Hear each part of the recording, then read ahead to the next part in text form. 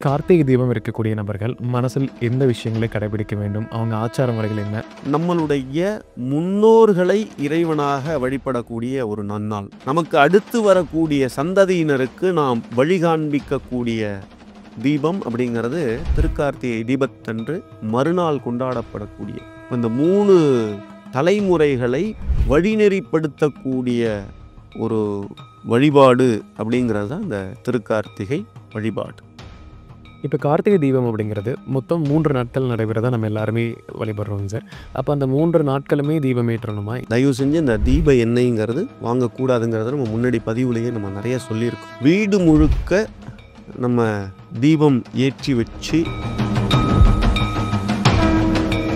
அப்போ அந்த கார்த்திகை தீபத்தன்று திருவண்ணாமலை தீபம் போய் பார்க்குறத வந்து எல்லாருமே கடைபிடிச்சிட்டு வராங்க. அப்போது அங்கே செல்லக்கூடிய நபர்கள் எந்த மாதிரி ஆச்சார முறையோட போகணும், எந்த நாள் போனால் இன்னுமே சிறப்பாக இருக்கும்? நித்திய கர்மானுஷ்டானங்களை செய்து இறை வழிபாடு செய்யறதுங்கிறது அது தனி வழிபாடு, அது வேற. இவை அனைத்தும் இறைவனே அப்படின்னு சொல்லி போய் உட்கார்ந்து சரணாகதி அடையிறது வழிபாடுங்கிறது வேற. இங்கே சரணாகதி வேற, நித்திய கர்மானுஷ்டானங்களின் மூலமாக இறைவனை அடைவது அப்படிங்கிறது வேற. நிறைய மக்கள் வந்து இதையும் அதையும் போட்டு குழப்படி பண்ணிக்கிறாங்க. இல்லை,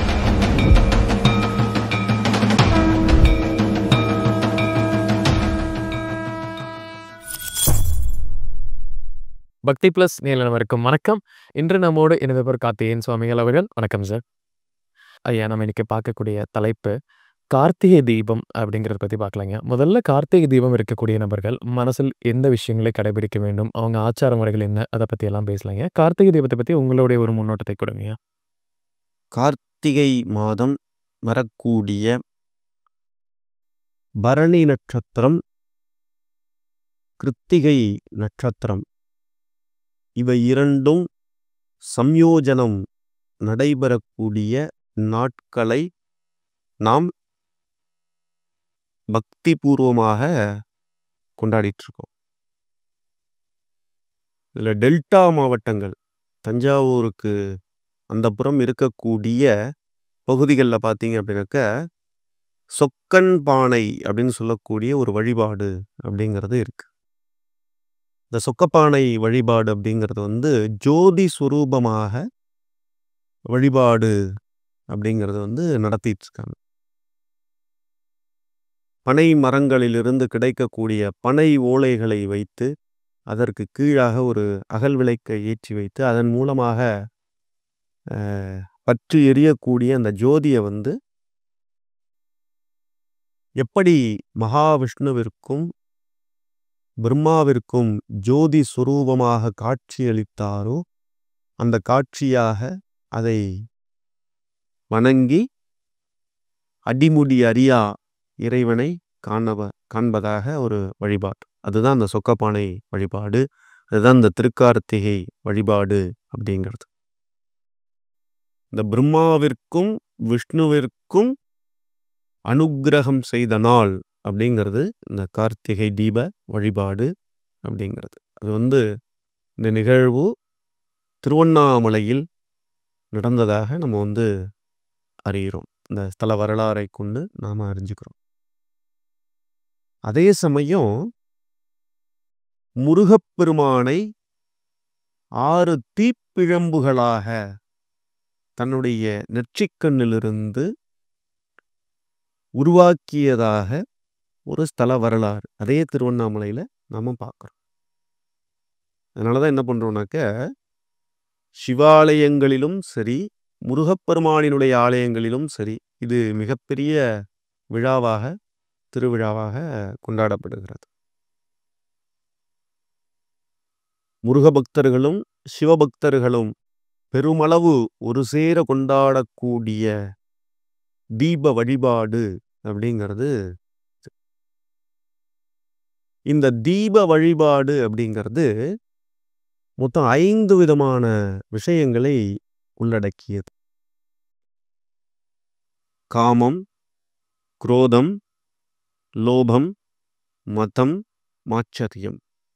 இந்த பஞ்சமா பாபங்கள் அப்படின்னு சொல்லக்கூடிய பாபங்களிலிருந்து விடுபாடு கிடைக்கப்பெற வேண்டும் அப்படின்றதுக்காக இந்த 5 விதமான பொருட்கள் எண்ணெய், திரி, அதில் வரக்கூடிய பிரகாசம், அதை ஆதாரமாக கொண்டிருக்கக்கூடிய அகல் விளக்கு மண், இந்த பஞ்சபூதங்களும் சேர்ந்தது தான் அந்த தீபமாக இருக்கும். இந்த பாவங்களிலிருந்து விடுபாடு கிடைக்கப் பெற்று அடிமுடி அறியாத இறைவனை நானும் கண்டு மோட்சத்தை அடைவதற்கு வழிவகை செய்வாயாக அப்படின்னு சொல்லி இறைவனை நோக்கிய ஒரு பயணத்தை தொடங்குவதற்கு மிகப்பெரிய ஒரு நன்னாள். சில பேர் என்னைக்கு உபாசனை எடுத்துக்கலாம், என்னைக்கு நாம சில விஷயங்களை பண்ண ஆரம்பிச்சா நம்ம இறைவனை காண முடியும் அப்படிங்கிற சில தேடல்கள் இருக்கக்கூடியவர்களுக்கு மிக பொக்கிஷமான ஒரு நன்னாள் இந்த திருக்கார்த்திகை நன்னாள் அப்படிங்கிறது. அதுல பரணி தீபம், இந்த பரணி தீபம் அப்படிங்கிறது நம்மளுடைய முன்னோர்களை இறைவனாக வழிபடக்கூடிய ஒரு நன்னாள்.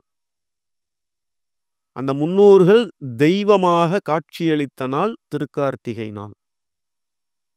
நமக்கு அடுத்து வரக்கூடிய சந்ததியினருக்கு நாம் வழிகாண்பிக்கக்கூடிய தீபம் அப்படிங்கிறது திருக்கார்த்திகை தீபத்தன்று மறுநாள் கொண்டாடப்படக்கூடியது. இப்போ இந்த 3 தலைமுறைகளை வழிநெறிப்படுத்தக்கூடிய ஒரு வழிபாடு அப்படிங்கிறது தான் இந்த திருக்கார்த்திகை வழிபாடு. இப்ப கார்த்திகை தீபம் அப்படிங்கிறது மொத்தம் 3 நாட்கள் நடைபெறதா நம்ம எல்லாருமே வழிபடுறோங்க சார். அப்ப அந்த 3 நாட்களுமே தீபம் ஏற்றணுமா? எத்தனை தீபம் ஏற்றுவது? எந்த வகையான தீபம்? அப்படிங்கிற பல குழப்பங்கள் மக்களிடையே இருக்கிறது. ஸோ பொதுவாகவே எந்தெந்த விஷயங்களெல்லாம் நம்ம கடைபிடிக்கணும் அப்படிங்கிறத பத்தி சொல்லுங்க சார். திருக்கார்த்திகை வழிபாட்டை பொதுவாக நம்ம நல்ல எண்ணெய், தயவு செஞ்சு இந்த தீப எண்ணெய்ங்கிறது வாங்கக்கூடாதுங்கிறத நம்ம முன்னாடி பதிவுலேயே நம்ம நிறைய சொல்லியிருக்கோம், பதிவு பண்ணிகிட்டே தான் இருக்கோம். வீடு முழுக்க நம்ம தீபம் ஏற்றி வச்சு வழிபாடு பண்ணணும் திருக்கார்த்திகை தீபத்தன்று. ஆனால் இந்த பரணி தீபம் அப்படிங்கிறது ஒரே ஒரு தீபம் பெரிய அகல்ல ஏற்றி வழிபாடு பண்ணணும். அதான் நான் முன்கூட்டியே என்ன சொன்னேன், நம்மளுடைய முன்னோர்களுக்கான வழிபாடு அது, இந்த பரணி தீப வழிபாடு அப்படிங்கிறது. அடுத்த நாள் தான் தெய்வத்திற்கான வழிபாடு. அது நம்ம பிரகாசம் வீடு முழுக்க அந்த ஒளி வீச வேண்டும் அப்படின்றதுக்கான ஒரு வழிபாடு. அதற்கு அடுத்த நாள் அப்படிங்கிறது பார்த்தீங்க அப்படின்னா நம்ம அது வரைக்கும் கண்டுக்கவே இல்லாத ஒரு இடம், அந்த குப்பமேடு. இன்னைக்கு இருக்கிற மாதிரி நீங்க நினைக்கிற மாதிரி அகழிகளை கொண்டு போய் கொட்டக்கூடிய குப்பை மேடு அல்ல. இன்னைக்கு நம்ம வீடுகளில் நிறைய இடங்கள்ல கட்டடங்கள் ஆனதுனால குப்பை மேடுங்கிற ஒரு விஷயமே இல்லாமல் போயிடுது. அந்த காலங்களில் அந்த பசுமாட்டிடம் இருந்து பெறப்பட்ட கோமயம் அப்படின்னு சொல்லக்கூடிய அந்த சாணத்தை எடுத்து கொண்டு போய் ஒரு முட்டு அடிச்சு வச்சிருப்பா. அந்த இடத்துல கொண்டு போய் இந்த அகலை வச்சு வழிபாடு பண்ணிட்டு வருவா. என்ன காரணம் அப்படின்னா, இதை உரமாக மாற்றி நம்ம விவசாயத்தை பாதுகாத்து அதன் மூலமாக அறுவடை செஞ்சுன்னு நம்ம இதை பண்றோம். இப்போ எல்லாத்துலேயும் நம்மளுடைய உணவு முறைகள்ல இருந்து நாம பண்ணக்கூடிய ஒவ்வொரு விஷயத்திலும் இறைவனை காண முடியும் அப்படிங்கிறதுக்கான ஒரு வழிநெறி அடுத்த தலைமுறைக்கு, அதை தான் நான் முன்னாடியே சொன்னேன், அடுத்த தலைமுறைக்கு ஒரு வழிகாட்டுதல். இதை இப்படி பயன்படுத்தினா, இதை இப்படி பண்ணா, இது அடுத்தது இப்படி போகும், இப்படித்தான் நம்மகிட்ட ரிட்டர்ன் வரும். எந்த ஒரு விஷயமும் நம்மை சுற்றி வரும். பூமி எப்படி தன்னைத்தானே சுற்றி வருகின்றதோ அதே போன்று நாம் செய்யக்கூடிய ஒவ்வொரு விஷயங்களும் நம்மை சுற்றியே இருக்கும். நன்மையும் தீமையும் நம்மை சுற்றி தான் இருக்கும். நாம தான் சரியா கொண்டு போகணும் அப்படிங்கிற ஒரு விஷயத்தை நமது அடுத்த தலைமுறைக்கு கடத்தக்கூடியது தான் இந்த வழிபாடு.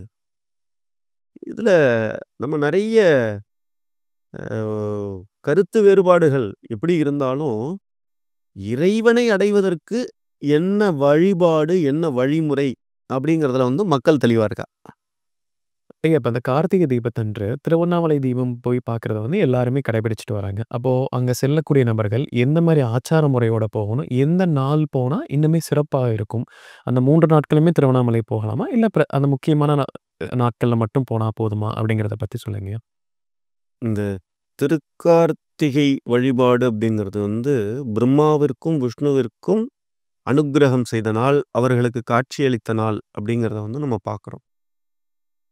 அந்த நேரத்துல நம்ம போய் வழிபாடு பண்ணா ஒரு நன்மை, அந்த அதிர்வலைகள் அதிகமாக இருக்கும். அந்த பாசிட்டிவ் எனர்ஜி நமக்கு நிறைய கிடைக்கும். இந்த பிரபஞ்சத்தினுடைய ஆற்றல் அதிகமாக இருக்கும் அப்படிங்கிறது தான் அதனுடைய உண்மையான தத்துவார்த்தம். அந்த தத்துவார்த்தத்தை வச்சு தான் எல்லாமே. நம்ம முன்னோர்கள் நமக்கு கொடுத்துருக்கிறது, இந்த நேரத்தில் இங்க போனாக்க இந்த பிரபஞ்சத்தினுடைய ஆற்றல் அதிகமாக இருக்கும் அப்படின்றது தான் விஷயம். இந்த மனித ஜென்மா அப்படிங்கிறதே இறைவனை நோக்கிய ஒரு பயணம் அப்படிங்கிறது தான். நம்ம இந்த உலகத்துல இருக்க எல்லாத்தையும் கட்டி ஆளக்கூடிய திறமை அப்படிங்கிறது வந்து மனிதனுக்கு மட்டும் இறைவன் கொடுத்ததற்கான காரணம் என்னன்னாக்க, கடவுளுக்கு அடுத்த நிலையில் இருக்கக்கூடியவன் தான் மனிதன். அதனாலதான் இன்னைக்கு என்ன பண்றான், கடவுளுக்கே ஒரு உருவம் கொடுக்கிற நிலைக்கு மனிதன் போயிட்டான். அகம் பிரம்மாஸ்மிங்கிற ஒரு வார்த்தையை கொண்டு வந்ததும் மனிதன் தான். அப்ப மனிதனால் இயற்றப்பட்டது தான் சாமவேதம். ராவண அப்படிங்கிற ஒரு மன்னனால், மாமன்னனால், தமிழ் மன்னனால் இயற்றப்பட்டது தான் சாமவேதம். அந்த சாமவேதத்துக்கு தான் வந்து சிவபெருமானே அடிமை அப்படிங்கிறார். அது அவரே சொல்லியிருக்கார். அப்போ இத்தனை விஷயங்களும் அங்க போறதுனால கிடைக்கும் அப்படிங்கிறது தான் நம்பிக்கை. அந்த நம்பிக்கையின் பால் அங்க போலாம். அதற்கு ஆச்சார முறை கிடையாது, அனுஷ்டானம் கிடையாது, எதுவும் கிடையாது. ரமண மகரிஷி வந்து தன்னுடைய வாழ்நாள்ல 14 வயசுல பாதாள லிங்கேஸ்வரர்கிட்ட போய் உள்ள உட்கார்ந்தவரு, தன்னுடைய சரீரம் முழுக்க புண்ணாகி போய் சாகர நிலைமையில தான் என்ன பண்றாங்க, அவரை தூக்கின்னு வந்து வெளியில வந்து கொண்டு வந்து அவரை பாதுகாத்து, அதுக்கப்புறமா அவரை வந்து வெளி உலகத்துக்கு கொண்டு வராங்க. அவர் வந்து நித்திரையில தியானத்துல போயிட்டாரு. அவருக்கு எந்த நாள்ல உட்கார்ந்தோம், எப்போ எழுந்திருந்தோம், அவருக்கு வயசு என்னன்னே தெரியாது. அப்ப அவர் அத்தனை நாளும் குளிக்காம தானே இருந்தாரு. அதுக்காக ஆச்சார அனுஷ்டானம் இல்லைன்னு ஆயிடுமா?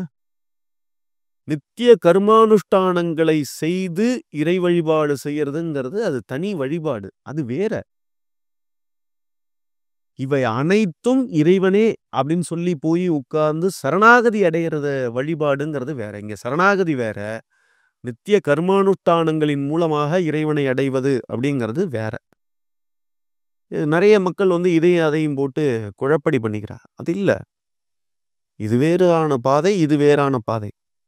இப்ப நம்ம கார்த்திகை தீபத்தை பத்தி நிறைய விஷயங்கள் பேசணும் சார். கண்டிப்பா நம்ம நேயர்களுக்கு ஒரு பயனுள்ள கருத்துக்கள் அமைஞ்சிருக்கும் சார். மீண்டும் ஒரு பதிவில் சந்திப்போம். ரொம்ப நன்றி.